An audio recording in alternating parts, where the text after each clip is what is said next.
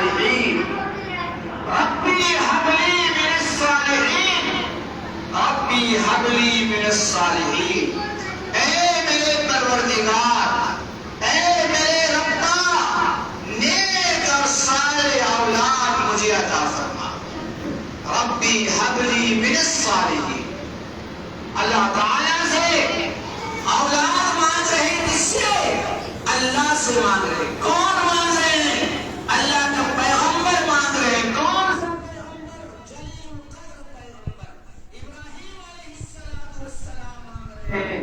اللہ سے مانگ رہے ہیں، کسی غیر سے نہیں مانگ رہے، کسی قبر سے نہیں مانگ رہے ہیں، کسی مزار سے نہیں مانگ رہے، کسی بابا اور کسی دیوی دیوتا سے نہیں مانگ رہے ہیں۔ اولاد مانگ رہے ہیں تو کس سے مانگ رہے ہیں؟ قرآن کہتا ہے ربی هب لی من الصالحین۔ اے ربا تم مجھے نیک اور صالح اولاد عطا فرما۔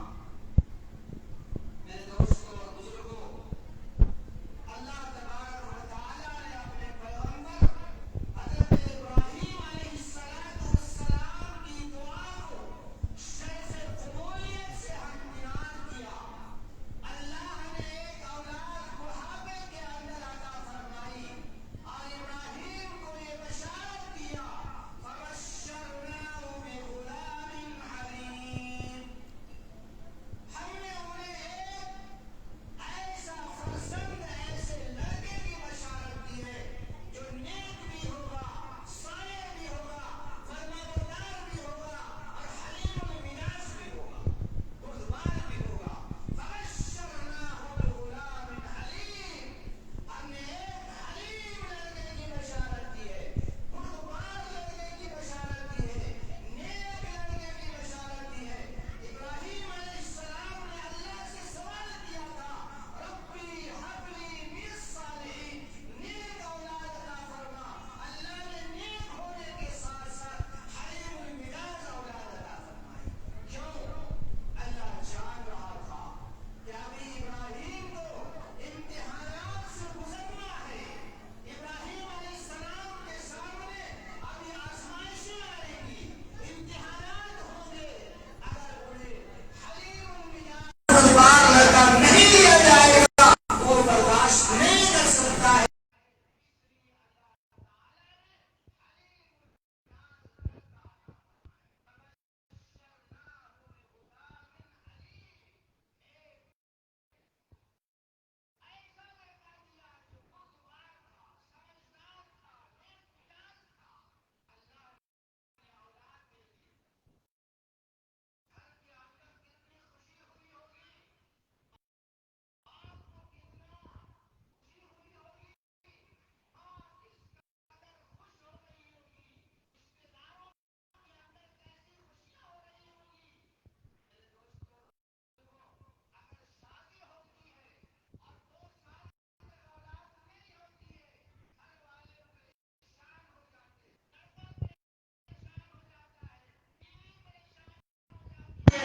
ماں پریشان ہو جاتی ہے، لڑکی کا خاندان پریشان ہو جاتا ہے، لڑکے کے خاندان پریشان ہو جاتا ہے اور پورا دنیا کے ڈاکٹروں میں چکر مارتا ہے کوئی اولاد مل جائے۔ اولاد ایک ایسی نعمت ہے، اللہ نے ایک اولاد عطا فرمائی بڑھاپے کے اندر، کیا خوشی ہو رہی ہوگی اس کا اندازہ ہم اور آپ نہیں لگا سکتے ہیں کہ وہ اولاد ملی ہے تو تقریباً 87 سال کی عمر کے اندر میرے دوستوں اور بزرگوں اولاد مل گئی، خوشیوں سے پالا جا رہا ہے۔ اس بچے اسماعیل کے ناز و نخرے کو سنبھالا، اسے برداشت کیا جا رہا ہے، بچے کو طرح طرح سے کھیلنے دیا جا رہا ہے۔ ماں باپ کی محبت کیسی محبت ہوگی، لیکن جب بچے کی عمر، بچہ اس عمر کو پہنچتا ہے کہ وہ باپ کے ساتھ چلنے لگتا ہے، باپ کے سہارے سے چلنا شروع کر دیتا ہے، باپ ہمیں پکڑ کر بازار کو لے جانے لگتا ہے، اس عمر کو پہنچ گیا اسماعیل علیہ السلام۔ مفسرین نے لکھا ہے کہ اس وقت حضرت اسماعیل کی عمر 13 برس کی۔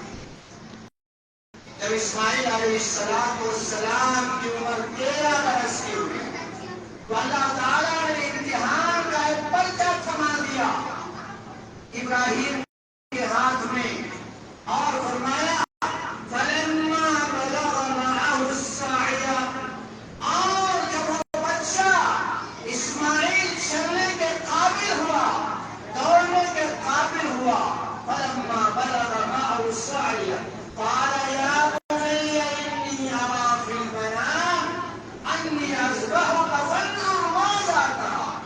اللہ تعالیٰ نے حضرت ابراہیم علیہ السلام کو ایک خواب دکھلایا، ایک خواب دکھلایا۔ وہ خواب کیا تھا؟ وہ خواب یہ تھا کہ ابراہیم دیکھ رہے ہیں کہ اپنے لخت جگر کو، اپنے نور نظر کو، بڑھاپے کے سہارے کو، اپنے بیٹے کو اپنے ہاتھ سے ذبح کر رہے ہیں، اپنے ہاتھ سے پٹک کر اسے ذبح کر رہے ہیں۔ یہ خواب دیکھا، ایک رات خواب دیکھا۔ ابراہیم علیہ السلام نے دوسری رات بھی خواب دیکھا، تیسری رات بھی خواب دیکھا۔ ابراہیم علیہ السلام سمجھ گئے کہ یہ اللہ کا حکم ہے، یہ خواب اللہ کی طرف سے ہے۔ یہاں ایک مسئلہ بھی سمجھ لیجیے، ہمارا اور آپ کا خواب حجت نہیں ہے۔ ہم اگر خواب میں کوئی چیز دیکھ کر فیصلہ کر لیں گے تو ہمارا فیصلہ معتبر نہیں ہوگا، ہمارا خواب حجت نہیں ہے۔ لیکن انبیاء کرام علیہ السلام کا خواب حجت ہے، وہی ہے۔ وہ نبی خواب کے اندر اگر کوئی چیز دیکھتا ہے تو وہ اللہ کی طرف سے ہوتا ہے اور وہ وحی کے حکم میں ہوتا ہے۔ یہی وجہ ہے کہ علماء نے لکھا ہے، فقہاء نے لکھا ہے کہ نبی جب سو رہے ہوں، نبی آرام فرما رہے ہوں تو نبی کو جگانا جائز نہیں ہے، نبی کو اٹھانا جائز نہیں ہے۔ کیا پتا آسمان سے کوئی وحی آ رہی ہو، آسمان سے اللہ کا کوئی حکم آ رہا ہو، عرش سے اللہ کا کوئی پیغام آ رہا ہو، اور آپ نبی کو جگا دیں گے، بیدار کر دیں گے، وہ سلسلہ بند ہو جائے گا، منقطع ہو جائے گا۔ اس لیے حکم یہ ہے کہ نبی جب سو رہے ہوں تو انہیں جگانا نہیں چاہیے۔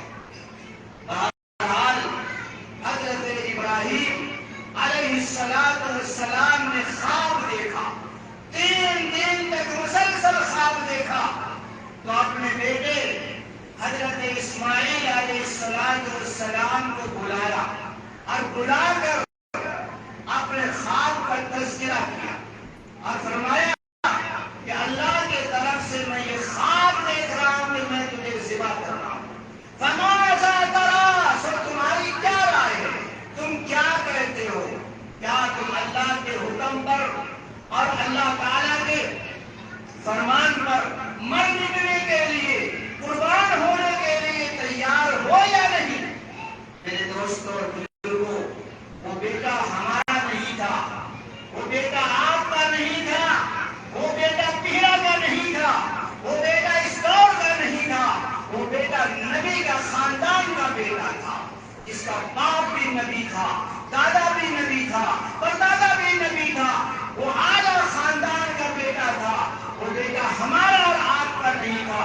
اگر ہمارا بیٹا ہوتا، آپ کا بیٹا ہوتا تو کہتا ابا آپ ہمیں مارنا چاہتے ہیں، آپ ہمیں قتل کرنا چاہتے ہیں، آپ ہمیں دنیا سے ختم کرنا چاہتے ہیں، میرے بیٹا حصہ نہ لے لے، ہم دوسرے بیٹے کو حصہ دیں گے۔ نہیں، وہ اسماعیل تھا، نبی کے گود میں پلا تھا، حاجرہ کے گود میں پلا تھا، نبوت کے خاندان میں پلا تھا۔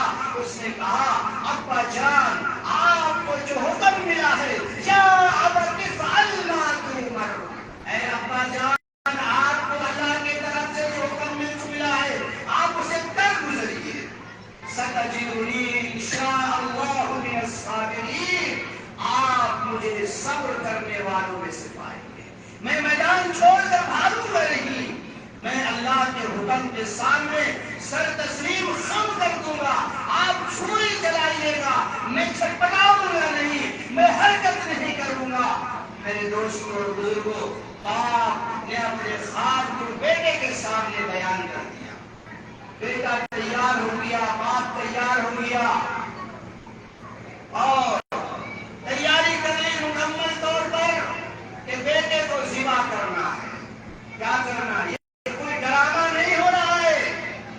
کوئی فلمی ایکٹر کا ڈرامہ نہیں ہے کہ پہلے سے بتا دیا گیا کہ ایسا ایسا ہوگا. اگر پہلے سے بتا دیا جاتا کہ اسماعیل ذبح نہیں ہوگا، اس کی جگہ پر دمبا آ جائے گا، وہ امتحان نہیں ہوتا، وہ آزمائش نہیں ہوتی. یہاں تو سچ مچ ذبح کرنے کے لیے اسماعیل علیہ السلام باپ کے کہنے کے مطابق، اللہ کے حکم کے مطابق زمین پر لیٹ گئے، اور ابراہیم نے اپنے بیٹے کے گلے پر چھری بھی چلا دی، اس یقین کے ساتھ کہ میرا بیٹا ذبح ہوگا، میرے بیٹے پر چھری چل رہی ہے. میرے دوستوں اور بزرگوں، اسماعیل علیہ السلام اپنے بیٹے کو یہ انگلی پکڑتے ہیں اور ہاتھ میں رسی لیتے ہیں، چل دیتے. کہاں جا رہے ہیں؟ ایک باپ اپنے بیٹے کو ذبح کرنے کے لیے، علاج کے لیے نہیں، کھلانے کے لیے نہیں، گھمانے کے لیے نہیں، پکنک منانے کے لیے نہیں، بازار نہیں لے جا رہے ہیں. کہاں لے جا رہے ہیں؟ ذبح کرنے کے لیے مذبح لے جا رہے ہیں. جہاں ہاؤس لے جا رہے ہیں کہ وہاں ذبح کیا جائے گا. مینا لے جا رہے ہیں، ہاتھ میں چھری ہے، بغل میں چھری ہے، ہاتھ میں رسا ہے. مینا پہنچ جاتے ہیں. فلما اسلما، باپ اور بیٹا جب دونوں راضی ہو گئے اللہ کے حکم پر، کیا ہوا؟ فلما اسلما وتلہ للجبین. فلما اسلما، جب دونوں راضی ہو چکے، باپ بھی راضی، بیٹا بھی راضی، وتلہ للجبین، گدی کے بل ان کو لٹا دیا گیا، گدی کے بل ان کو سلا دیا گیا، اور ہاتھ میں آنکھ میں پٹی باندھ لی، اور اپنا خود پٹی باندھا باپ حضرت ابراہیم نے، اور اسماعیل کے آنکھ پر بھی پٹی باندھ. کہیں ایسا نہ ہو کہ باپ کی محبت کہیں آنے نہ آ جائے ذبح ہونے کے کرنے میں. اس لیے کہ میرے دوستو، اپنی آنکھ سے دیکھے نا کہ گلے پر چھری پھیر رہے ہیں، انسان ہے، کوئی پتھر نہیں ہے، کوئی مورتی نہیں ہے.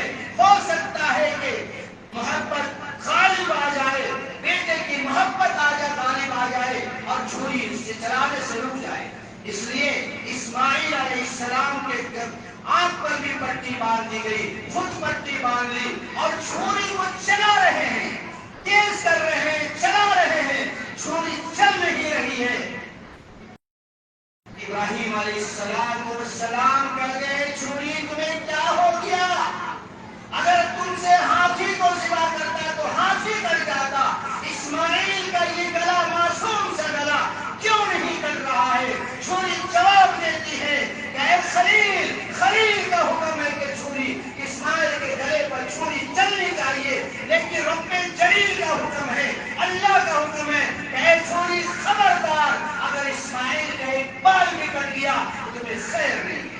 اب بتاؤ کہ میں رب جلیل کی بات مانوں یا ابراہیم خلیل کی بات مانوں؟ میرے دوستو، آسمان پر بھی کوہرام مچ گیا، فرشتوں میں بھی کوہرام مچ گیا کہ یہ کیا ہو رہا ہے کہ ایک باپ اپنے بیٹے کو ذبح کر رہا ہے. اللہ تعالیٰ حضرت اسماعیل علیہ السلام، جبرائیل علیہ السلام کو حکم دیتا ہے کہ اے جبرائیل، دیکھو میرا خلیل کیا کر رہا ہے، اپنے بیٹے اسماعیل کے گلے پر چھری چلا رہا ہے. چھری کو حکم ملا کہ کاٹنا نہیں، جبرائیل کو حکم ملا کہ پلک جھپکتے برابر جنت سے دمبا لے جاؤ اور اسماعیل کی جگہ پر اسے لٹا دو اور اسماعیل کو وہاں سے کھینچ لو. میرے دوستوں اور بزرگوں، حضرت اسماعیل علیہ السلام کو ہٹا لیا گیا اور جنت کا وہ دمبا وہاں رکھ دیا گیا. چھری